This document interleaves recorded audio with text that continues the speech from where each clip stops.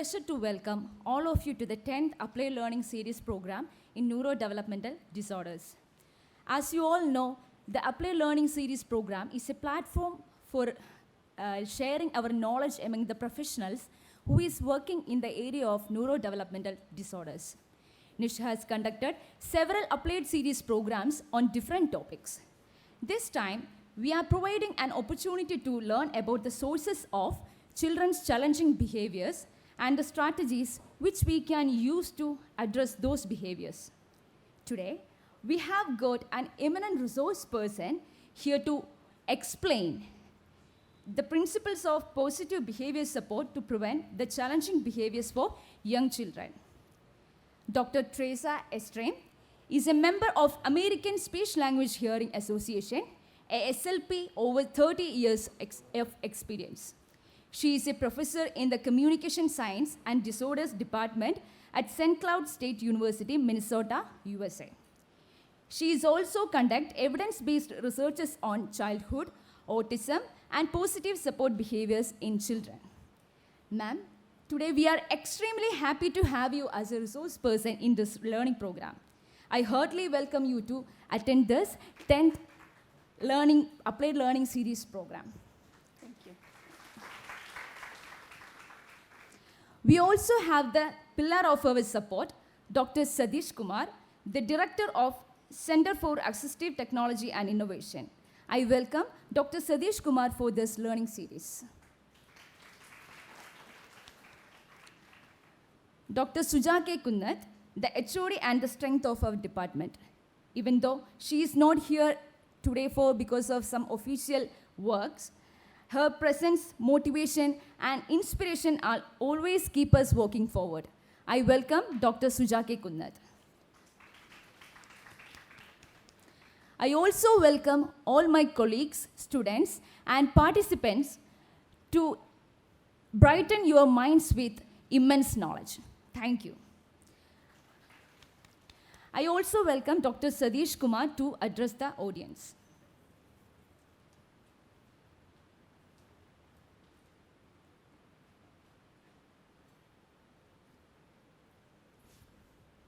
Good morning all.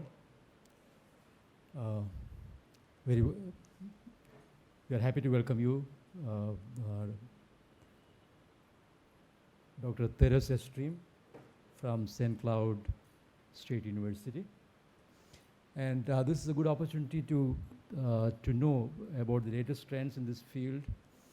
In fact, my field is very different. I am not from the field of rehabilitation, although I have been around here for the last 4 years. I work in the area of assistive technology, but before that, my around 35 years of experience has been in engineering, industry, and management. So the theme, reinforcing positive behavior to minimize or control undesirable or challenging behavior, is quite interesting. In fact, today morning I was listening to an interview by an author of a book called Radical Candor. She was explaining various leadership styles, and one important leadership style that she was recommending is to give negative feedback directly to the person. And of course, we know that these days praise is also very important.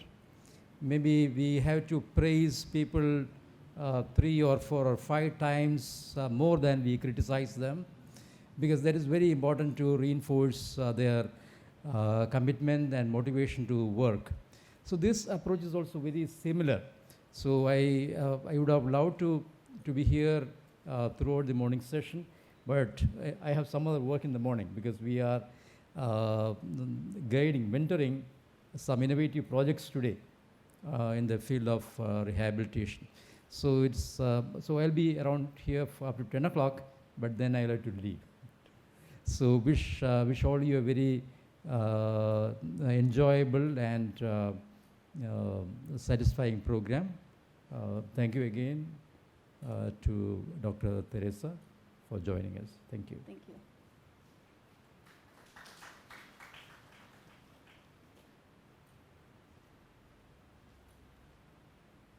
Now I would like to invite Dr. Tracy Xtreme to share her knowledge and experiences regarding this particular topic. Welcome. Thank you. Good morning, everybody. Can you hear me okay with the microphone? Not so much? Can you turn it up a little bit? So I know I come with an American accent, and I hope you can understand me okay. I will try to speak slowly. If ever you don't understand what I say, please raise your hand and ask me to repeat it, or ask me questions. I welcome questions from the audience, okay? So I come here from Minnesota in the United States. And right now in Minnesota, it is 0 degrees and snow up to here. So I love being here in this wonderful warm weather. It's lovely to be here. And to be in India again. I was here about 9 years ago with an Indian colleague of mine at St. Cloud, and I loved it. So I'm back. So I'm happy to be here to talk to you and hopefully share some new ideas about behavior. One interesting thing about the approach, this positive behavior approach, is that it's not based on neurology or what it is underlying it, but the neurological concepts are not addressed here. It's about behavior, watching a person's behavior to determine what they're doing and possibly why they're doing it. So that's the focus today.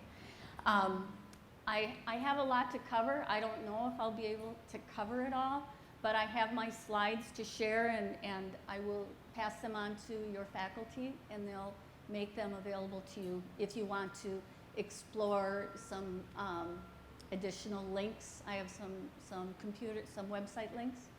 So today, I'll start by defining interfering behaviors, the functions or the purpose of certain interfering behaviors. Also, how do you assess for those behaviors, the purpose of the behaviors, and what are some antecedent interventions. I'll focus on antecedent interventions, interventions that you can use to prevent the behavior from occurring. So above all else, what we want to do is prevent interfering behaviors or challenging behaviors from occurring. And there are a lot of strategies you can do once you know why the behavior is occurring. Then, if we have time, we'll go into some, teaching new behaviors, because after all, many interfering behaviors occur because the child doesn't have the appropriate behaviors. And so how can we teach them a replacement for that interfering behavior? And lastly, again, if we have time, what are some other reactive strategies? So inevitably, interfering or challenging behaviors occur, inevitably, in spite of the best of our skills. So when they do happen, what are some strategies that we can use? Okay? So just very briefly, I'm not going to go into this a lot, but in the United States, there's been a lot of research over 20, 30 years about behavior and why it occurs, and challenging behavior and why it occurs. And it's a top concern of educators in the United States because it impacts a child's ability to learn. If they have challenging behaviors, it's limiting their learning opportunities.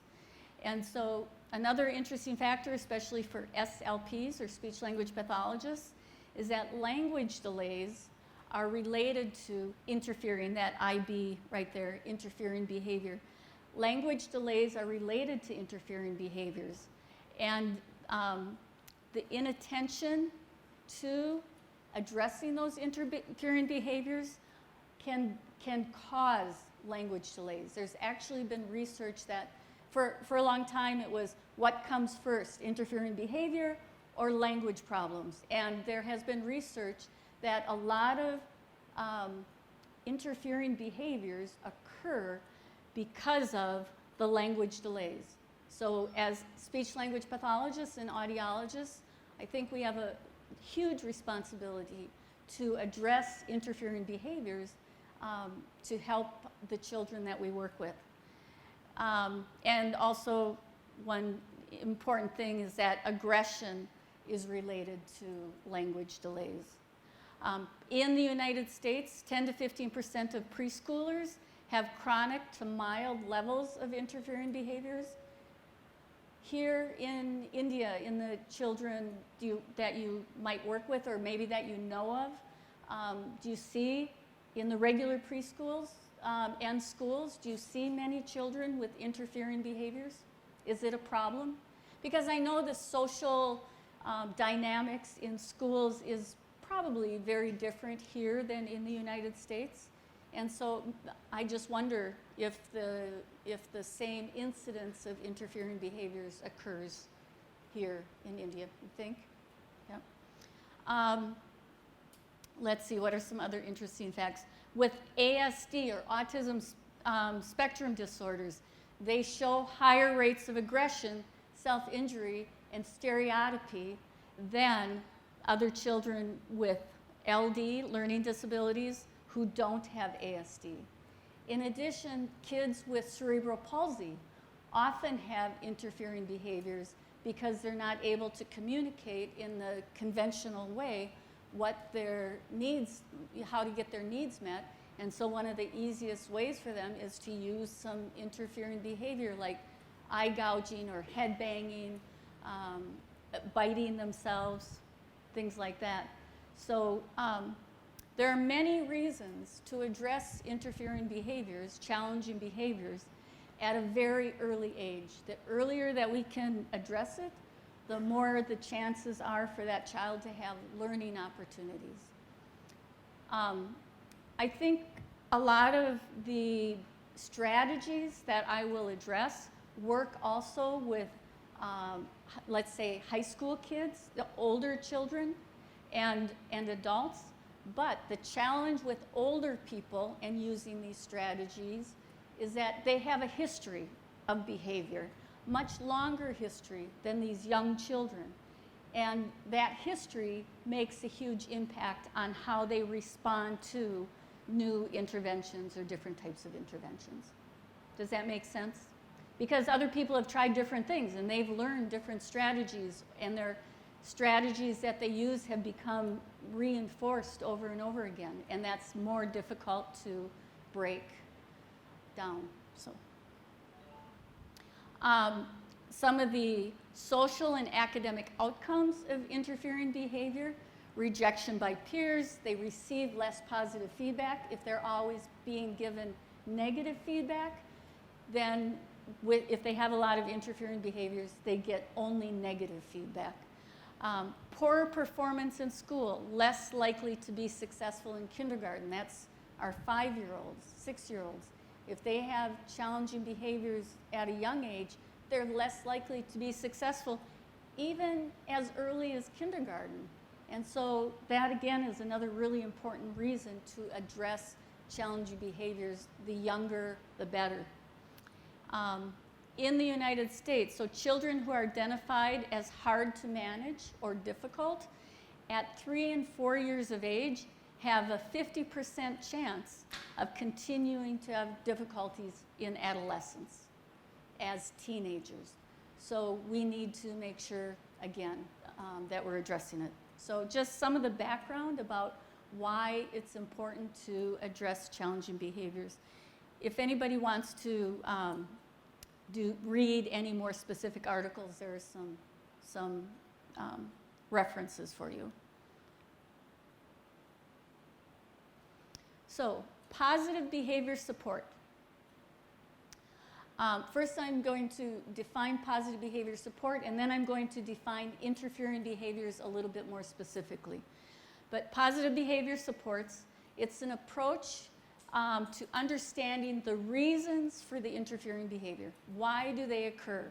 What do we do? In many cases, it's something that's happening in the environment and or something that we are doing, or children that the children are working with are doing.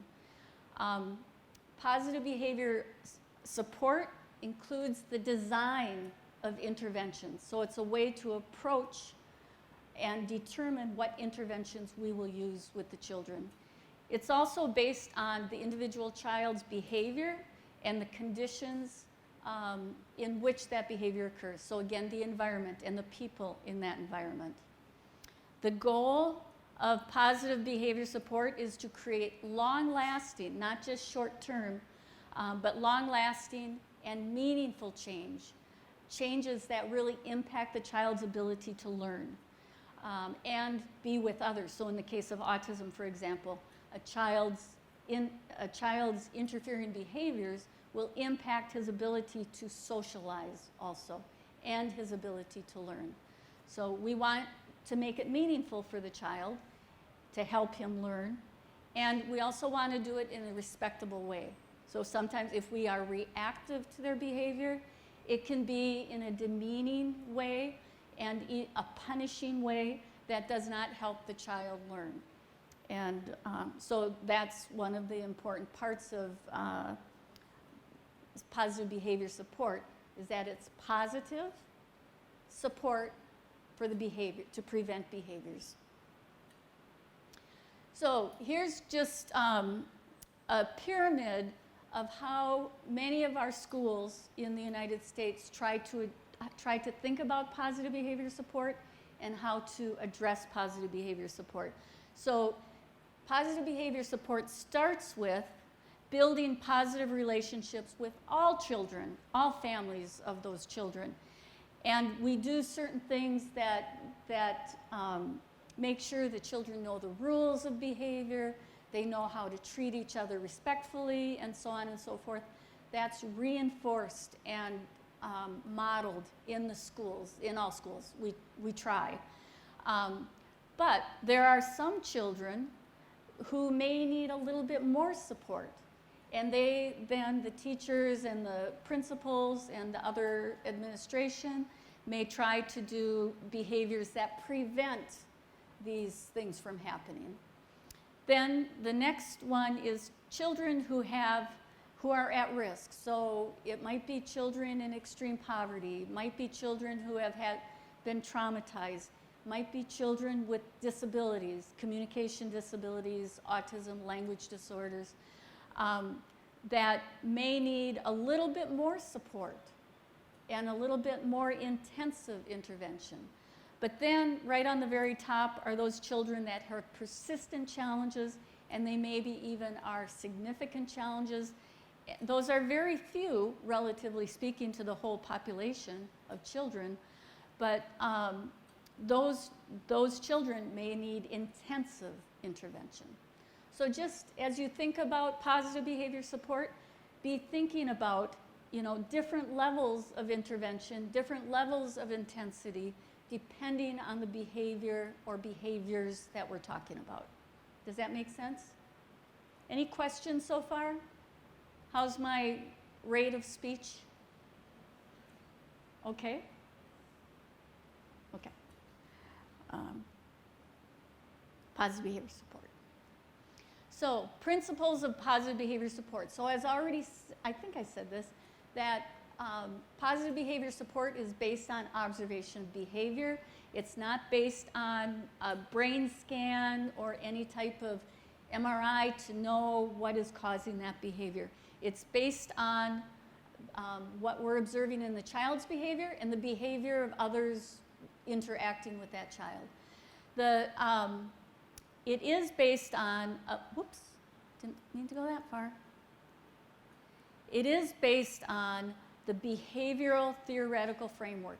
So like applied behavior analysis that we use for children with autism and discrete trial training, those are both behavioral frameworks, based on behavioral theory.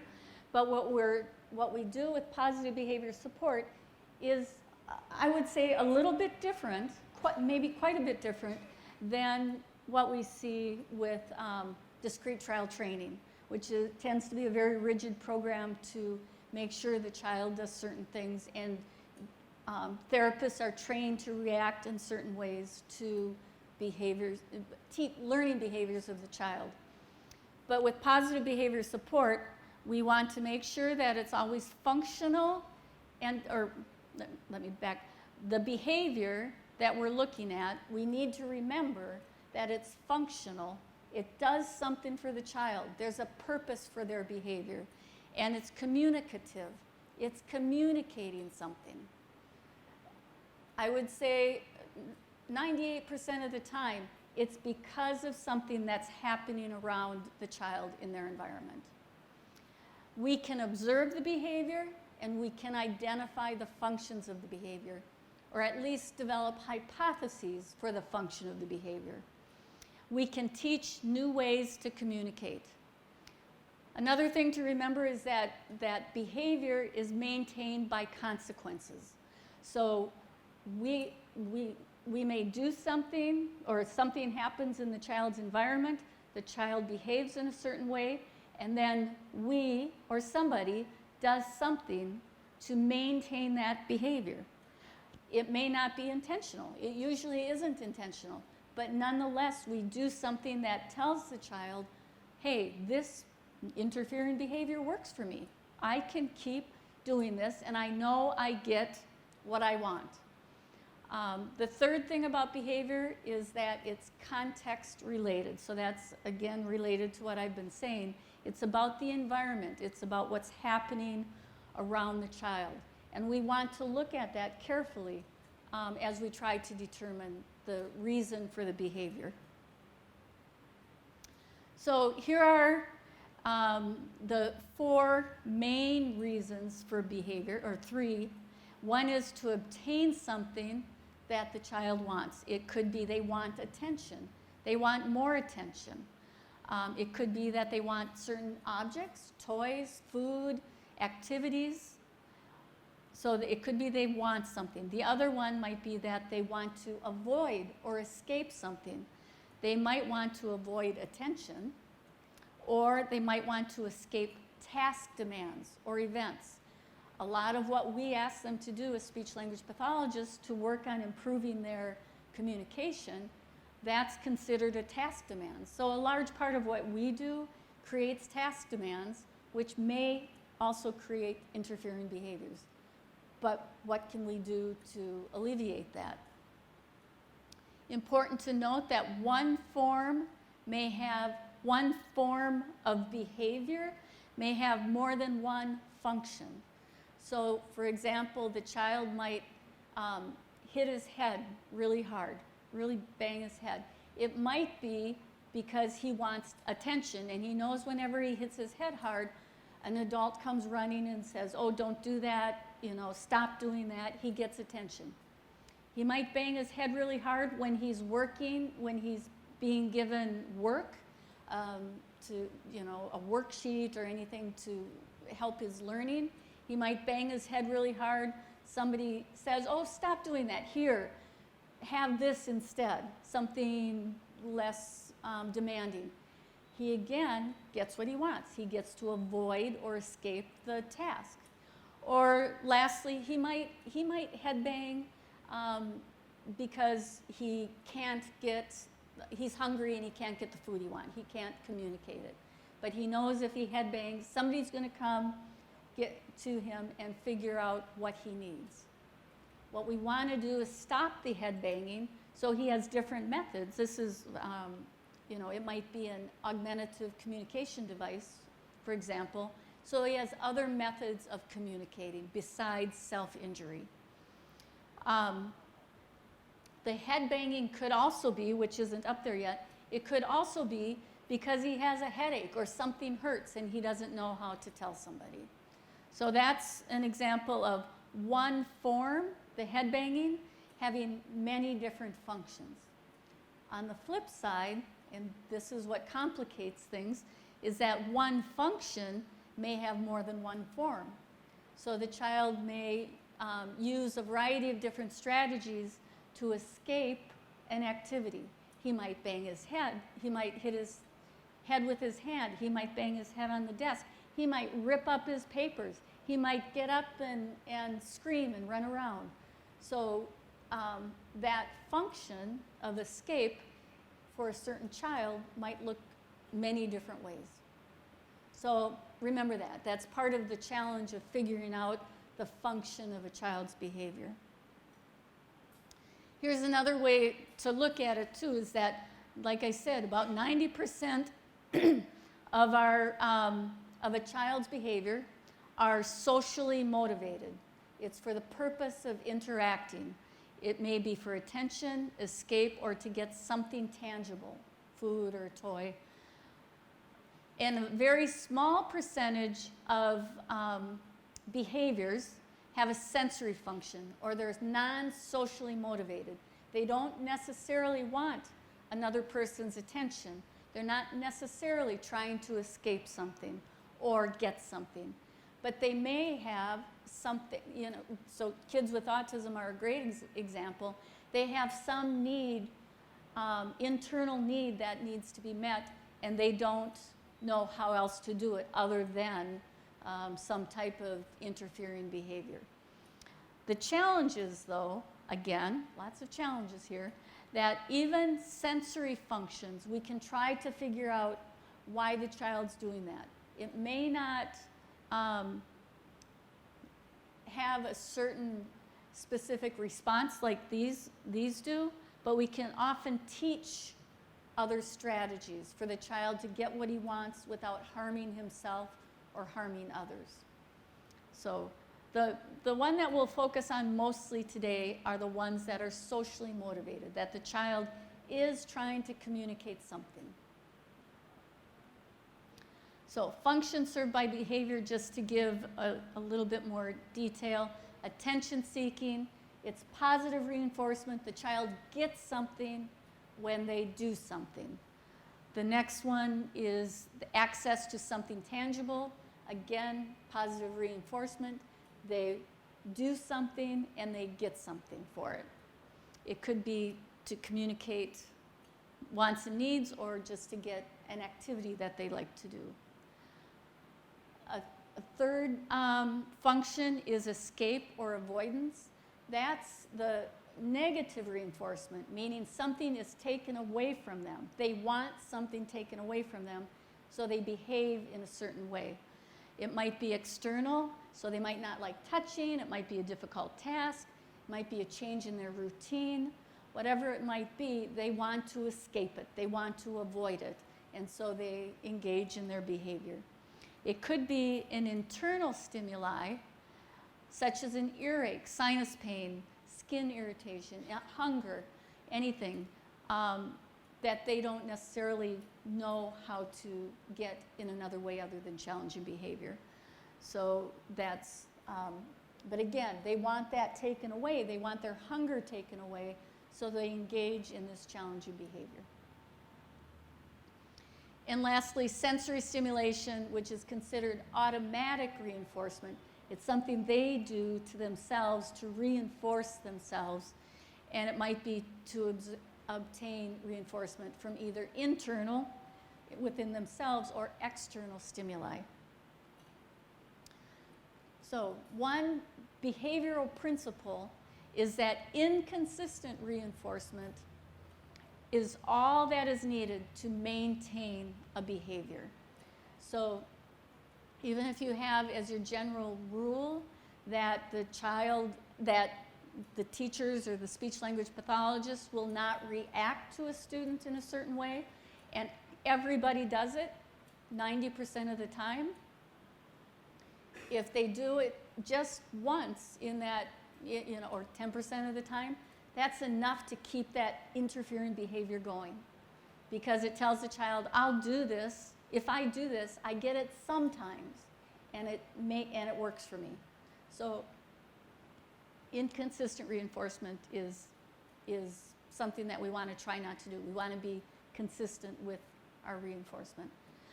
Could I have some water? My throat's getting really dry. Thank you. So here are just some examples of the different types of behavior. Thank you so much. The bottle, yeah.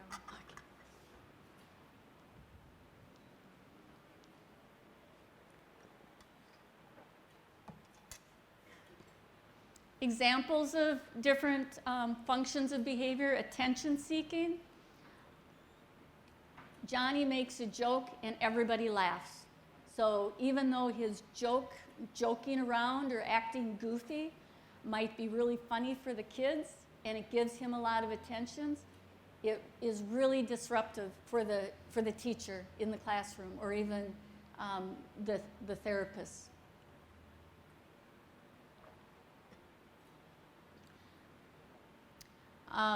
Ezra pulls a peer's hair or pushes a peer. She may not be doing it because she doesn't like that peer. It may be the only way she knows to get a peer's attention. Accessing something tangible. Abdi screams, "That's mine, don't touch it." So right away the teacher gives him back his mechanical pencil. So again, that behavior interferes with the learning situation and the teacher's or the speech-language pathologist's ability to work with that child. Escape or avoidance. Jane asks for the bathroom pass, she gets it, and she never comes back to finish her assignment that she's supposed to be working on. So again, it prevents the behavior. And lastly, sensory stimulation. Anita pushes other kids with her body or purposefully runs into walls. This might be a child with autism that just needs that extra sensory stimulation to know where her body is in space or because it feels good. And so that's how she gets it.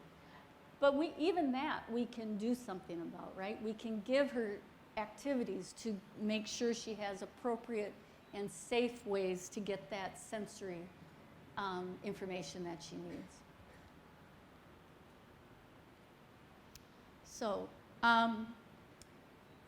this is a technical term, and you don't necessarily need to, well, you do need to remember this, but the 4-term contingency.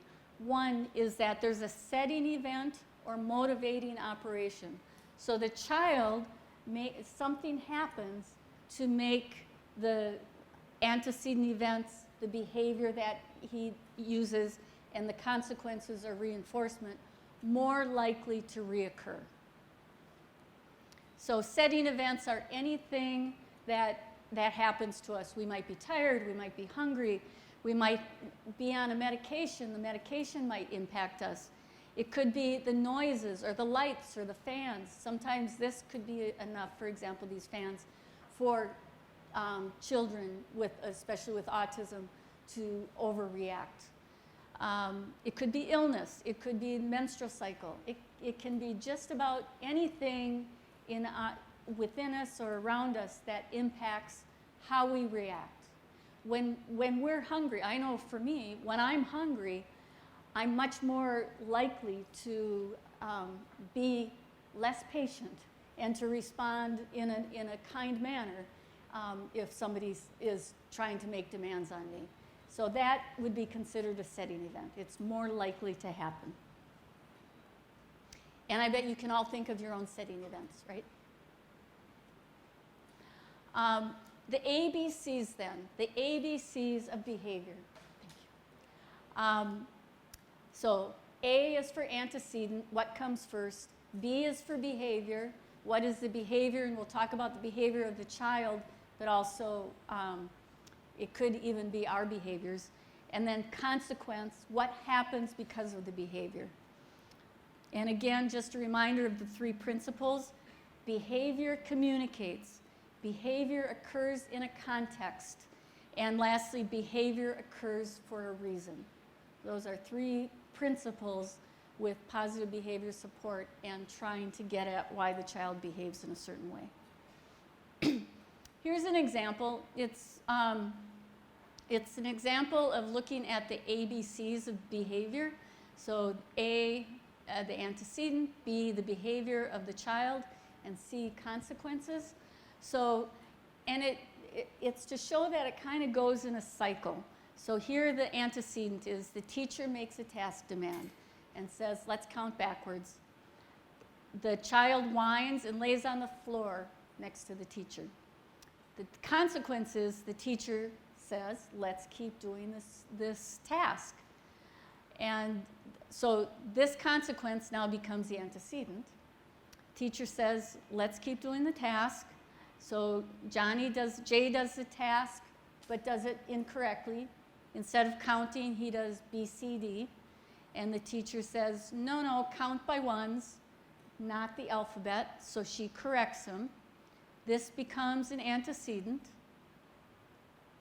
The result is that Jay throws a pencil on the ground, he whines, he covers his ears, he doesn't do the task, and the teacher then changes her behavior. She makes it easier for him to complete the task. So you see the ABCs, how the teacher responds in a certain way and the child responds in a certain way to the teacher. Now there are several things here that could happen that could prevent this off-task behavior, that could help Jay be a more productive learner. And that's what we want to get at with functional behavior, with the assessment and then with the intervention.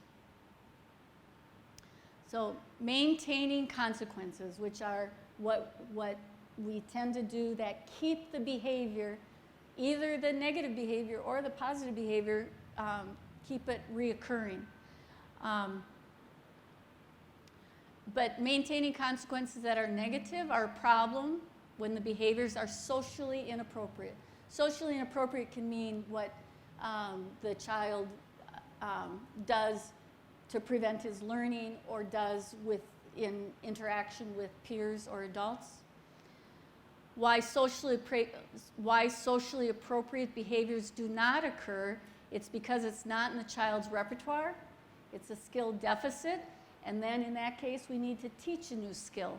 But we can't teach a new skill without doing something else, without doing antecedents to help the child learn. It may be in his or her repertoire, but the person is not effectively or efficiently accessing the specific outcome. And so if, for example, it's easier for the child to get an adult's attention by head banging, he may try vocalizing or using his switch, his augmentative switch, to get the child's attention. He may even try hand flapping and jumping up and down.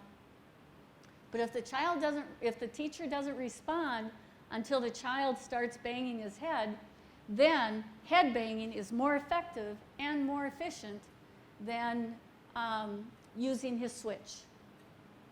Okay, does that make sense? So that's why that is a very important part of why we need to think about what is in the child's repertoire and what can we do about it. Do we need to teach a skill or do we need to respond differently to the child's behavior? So the functional behavior assessment, and I realized I said I was going to define interfering behavior, and I kind of have, but I didn't have a slide on it, so I want to make sure that it's clear that I'm using the term interfering behavior to refer to behaviors that a person does that interfere with his ability to learn or socially interact. So I like the term interfering behavior better than challenging behavior, because challenging behavior has a negative connotation to it, right? It's that it's challenging. Who is it challenging to? Mostly us. But we want to put it back on the child that it's an interfering behavior for him, that he's not learning and he's not able to interact socially. So I think interfering behavior just puts a more positive spin on it, and it tells us that we can do something about it rather than blaming the child for his behavior. There's a reason for it. So back to determine the functional behavior, to determine what is causing the interfering behavior, I'm going to go through this very quickly because it can be either a brief thing that you do if it's a fairly mild behavior, or it can be a very intensive assessment if it occurs in multiple settings with multiple people, and if it is very damaging to the child. or to his environment, to other people in his environment. So a functional behavior assessment, we want to define the interfering behavior. We want to do the assessment. We call it a functional behavior assessment. And we want to develop a hypothesis about the reason for the behavior.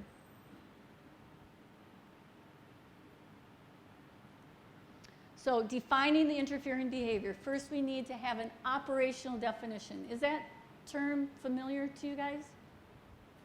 Operational definition? Not really? So an operational definition just basically means define what you're talking about in a very specific way. So you should use active verbs that describe an observable and measurable behavior.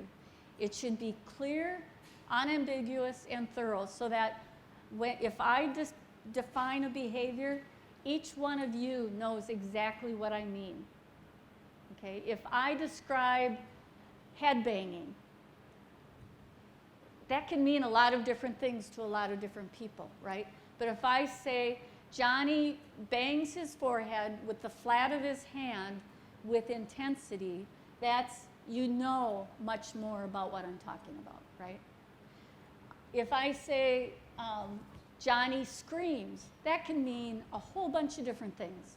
So we need to be specific about, is it a high-pitched, a high-pitched scream? Does he vocalize profanity in a loud voice? What does he do? We need to be more specific. We don't want to label the behavior as annoying or aggressive or disruptive. We want to be very specific about the behavior that we're describing.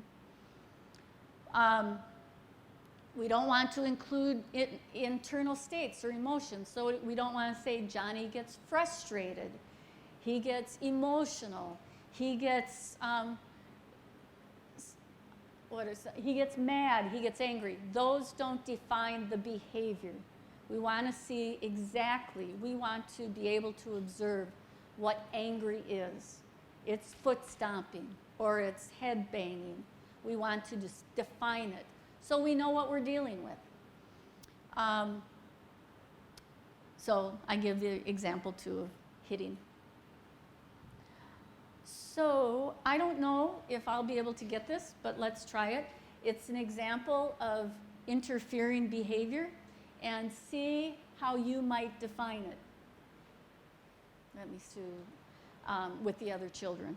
So there's a lot going on there in that small scene, and you would have to choose which behavior you're talking about, because just the fact that he's playing with his toys, that I would consider the antecedent, right? He's playing with his toys, and he's engaged in a preferred activity.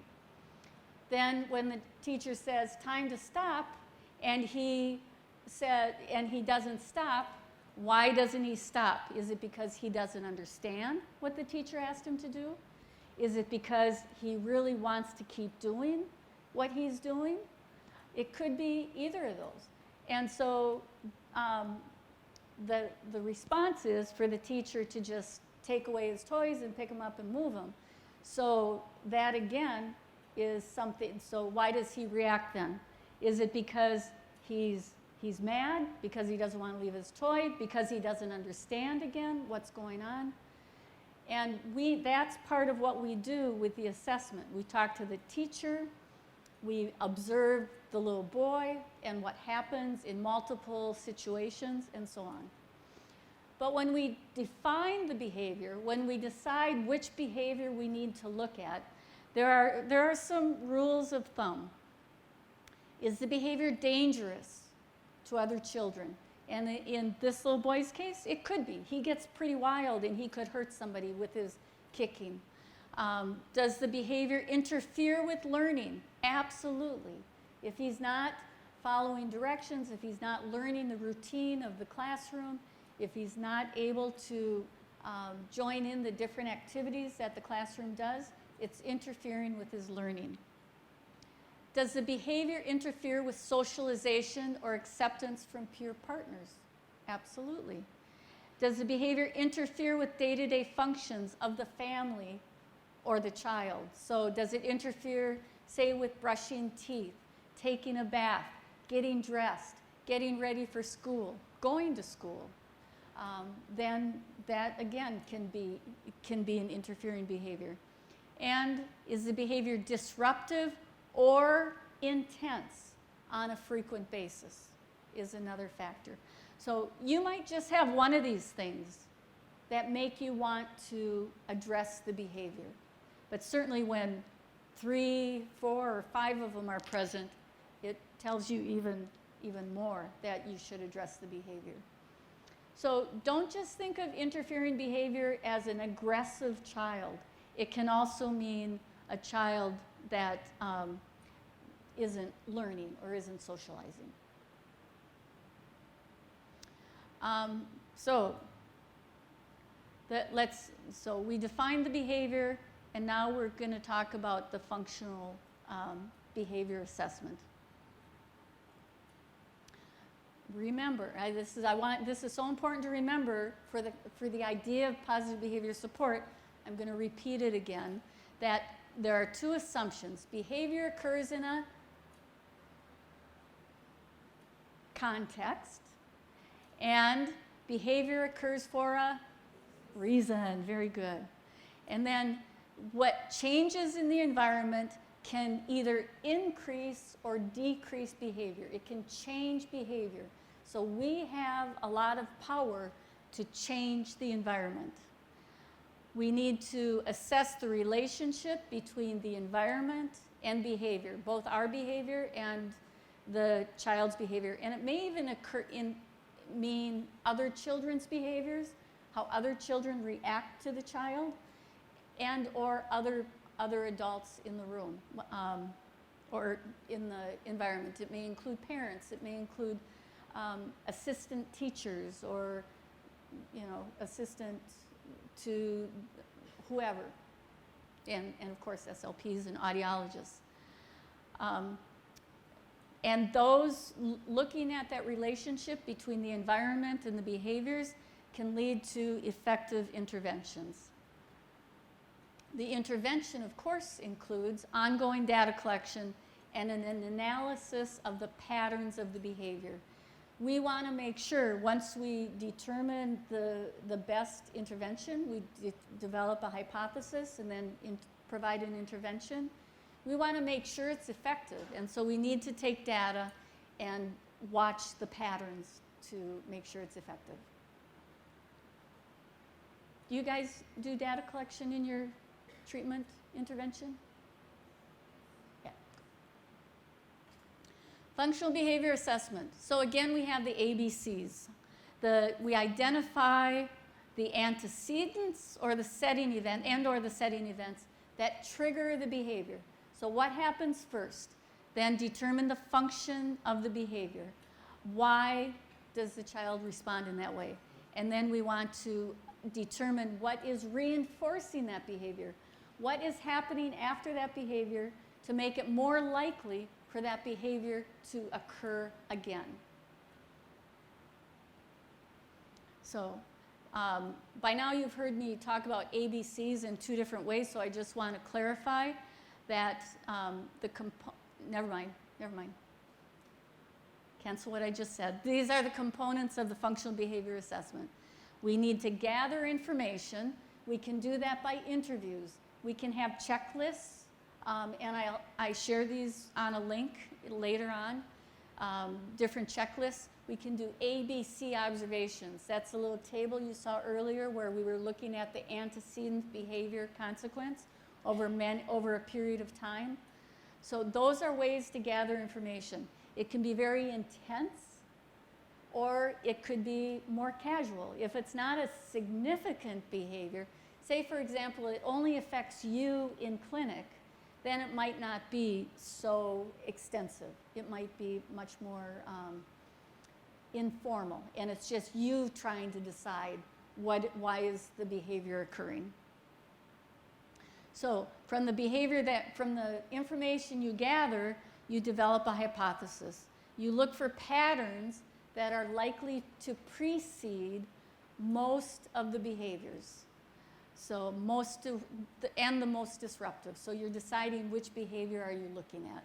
Are you looking at spitting? Are you looking at throwing toys?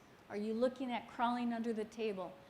What is most disruptive? And maybe all three of them are disruptive enough, and you determine that they all occur for the same reason. They all occur, for example, when rather up here, when you make a task demand, you show them articulation cards, or you show them a certain activity that he has to perform on, then the behavior occurs. It might sometimes be spitting, it might sometimes be crawling under the table, it might sometimes be throwing the objects right back at you. But you try to determine when that is. And then what happens? What do you do when the child spits? What do you do when the child crawls under the table? What do you do when he throws toys? Do you say, oh, okay, and you probably don't. You probably have some other strategies, but some will say, oh, you don't want to play this? You don't want to do this activity? Okay, let's try something else. So he escapes the activity. And so the hypothesis statement might look something like, when Johnny throws toys, then, when I present a speech-language pathology activity or task, then Johnny throws the toys at me, and as a result, I stop doing that activity. That's what the hypothesis statement might look like. So in the little video clip that you didn't see, it might look like, when there is a transition from a preferred activity, Samita refuses to transition, and as a result, she keeps doing her activity. So it could be refuses to transition, could be she kicks and screams, she says no, she keeps playing and doesn't respond, and as a result, she keeps doing her activity. Okay, so that's a hypothesis statement. Why is that behavior occurring? What is the function of that behavior? What does the child get out of it? So these are just some examples of interview questions. When does a behavior occur? When? With whom? If a behavior is pretty widespread and it occurs frequently, is there anybody with whom it does not occur? And that might be a person to really pay attention to. What is that person doing that doesn't make the behavior occur? It might be how that person presents the activity. It might be how that person responds to the activity. So all these questions are really good questions to ask as you're trying to figure out the function of the behavior. Is it time for a break? Okay. So this is a good place to take a break. And I think it's a 15-minute break, and then we'll come back here and resume. If any of you want to come and talk to me or ask me questions, I welcome it. Thanks.